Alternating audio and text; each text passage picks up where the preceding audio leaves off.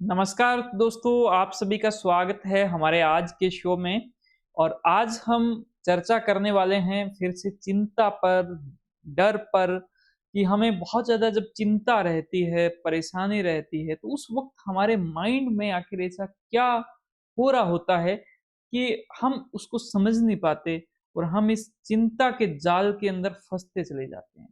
दोस्तों, ये सवाल बहुत सारे लोगों का है कि बहुत ज़्यादा सोचता रहता हूँ, बहुत ज़्यादा चिंता लगी रहती है। भले वो कोई बिज़नेस कर रहा है या फिर वो पढ़ाई कर रहा है या फिर कोई नॉर्मल सा कोई घर का ही काम है, लेकिन टेंशन जो है वो बहुत ज़्यादा रहती है। तो हम इस ओवरथिंकिंग को कैसे कंट्रोल करें, कैसे इसको हम रोकें और इसके अंदर हम उपयोग करेंगे सीबीटी थेरेपी का। दोस्तों आइए आगे बढ़ते हैं। सबसे पहले बात करते हैं हमारी समझ की, कि हमारा जो माइंड है वो सोचता कैसे है, माइंड काम कैसे करता है, माइंड जो है वो वर्क कैसे करता है। हमें माइंड की समझ अवश्य आनी चाहिए। तो इसमें मैं आपको इस ग्राफिक्स के माध्यम से समझाना चाहता हूँ कि आपका जो माइंड है, वो आपके आस-पास में जो कुछ भी हो रहा होता है, उसको वो बहुत सारे तरीके से वो माइंड जो है वो रिसीव करता है। वहाँ पर रिसीवर लगे हैं, जैसे ये जो आँख है, ये आपके रिसीवर है, जो फ़ोटोज़ को, जो वीडियो को आपके पास में पहुँचाती है। इसी प्रकार से कान है, वो भी रिसीवर है, जो कि आवाज़ को आप तक पहुँचाते हैं।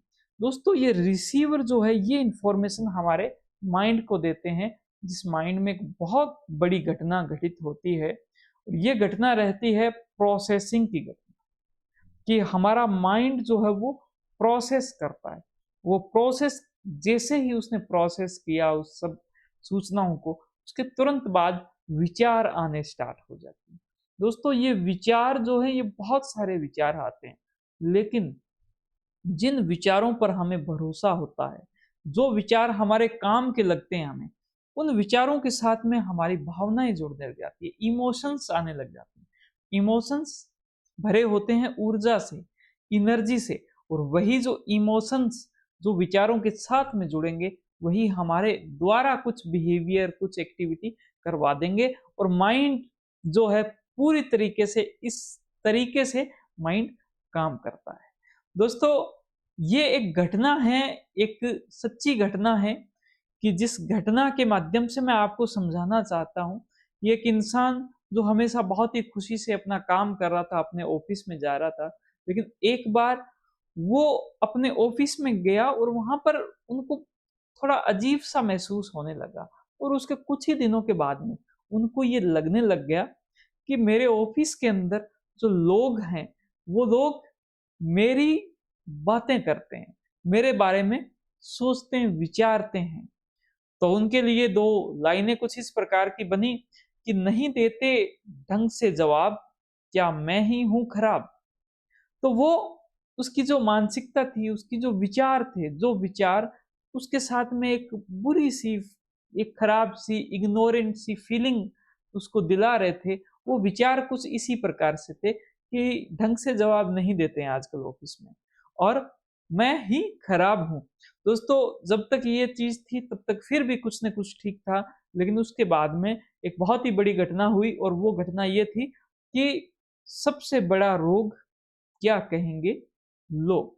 तो ये जो सबसे बड़ा रोग है, क्या कहेंगे लोग, ये इस प्रकार से हुआ कि उनको ये लगने लग गया कि मेरे जो ऑफ़िस के जो लोग हैं, वो मेरे बारे में बहुत सारी चीज़ें सोचते हैं।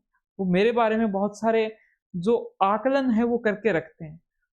तो जब भी उन्होंने इस प्रकार से सोचना स्टार्ट किया, दोस्तों माइंड की जो समझ थी, इसके अंदर मैंने जो आपको प्रोसेसिंग वाला जो हिस्सा बताया, ये प्रोसेसिंग है, इसको आप नज़रिया कह सकते हो, इसको आप एनालिसिस कह सकते हो, इसको आप अपनी सोच का तरीका कह सकते हो कि हम जब ये सोचेंगे, तो ये किस तरीके से सोचेंगे। दूसरे जो इंसान हैं उस उनको हम दुश्मन मान के सोचेंगे या उनको हम दोस्त मान के सोचेंगे। इस इंसान ने क्या किया कि उनको दुश्मन मानना स्टार्ट कर दिया। दोस्तों हम जब किसी दूसरे इंसान के माइंड के अंदर क्या चल रहा है, उसके क्या विचार हैं, उसको ये लगता है कि मैं एक खराब इंसान हूँ, मुझे वो ढंग से जवाब नहीं देते। तो वो इंसान क्या सोच रहा है, जब हम इसके बारे में रीड करने लग जाते हैं, तो इस माइंड रीडिंग में, इस प्रोसेसिंग को, माइंड की ये जो प्रोसेसिंग है, इसको माइंड रीडिंग कहते हैं। और इस माइंड रीडिंग की वजह से वो इंसान अपने सारे जो ऑफिस के अंदर जो लोग हैं, उनको उस गलत समझने लग गया था। हमेशा चिंतित रहता था, हमेशा एंजाइटी रहती थी, हमेशा परेशानी रहती थी। मेरा आप तक यही संदेश है कि आप इन माइंड रीडिंग का ये जो जाल है, इससे दूर रहें, अपने आप को चिंता से मुक्त रखें, अपने आप को एंजाइटी से मुक्त रखें, और अपने आप को जो कंफ्यूज्ड माइंड है, उससे दूर करते हुए स्टेबल माइंड की ओर लेकर जाएं। दोस्तों, इसके अलावा अगली वीडियो के अंदर मैं आपसे एक फॉर्मूला भी डिस्कस करना चाहूंगा, जो फॉर्मूला आपको बताएगा कि प्रेजेंट मोमेंट में कैसे रहें। अगर आप इसी प्रकार की जो काम की वीडियो, जिससे आपकी बहुत सारी जो परेशानियां हैं वो दूर हो जाए, दूर होती रहे, अगर आप सुनना चाहते हो, अगर आप देखना चाहते हो, तो आप हमसे ज़रूर जुड़ें, हमसे आप हमारे जो वीडियोज़ है वो भी देखते रहें।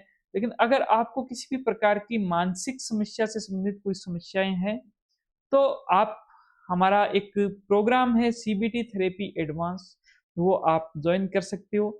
इसकी जो वेबसाइट का लिंक है वो इसी वीडियो के साथ में दिया हुआ है, यहाँ पर नीचे भी चल रहा होगा।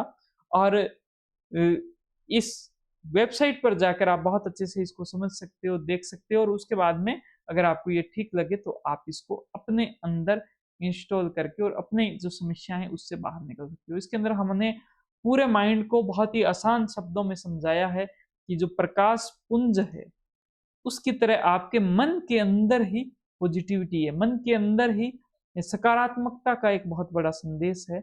और वो संदेश आप जब तक स्वीकार करोगे, तब तक आपको बेनिफिट मिलेगा। तो बहुत धन्यवाद, थैंक यू, जय हिंद, जय भारत। मिलते हैं नेक्स्ट वीडियो में। Thank you.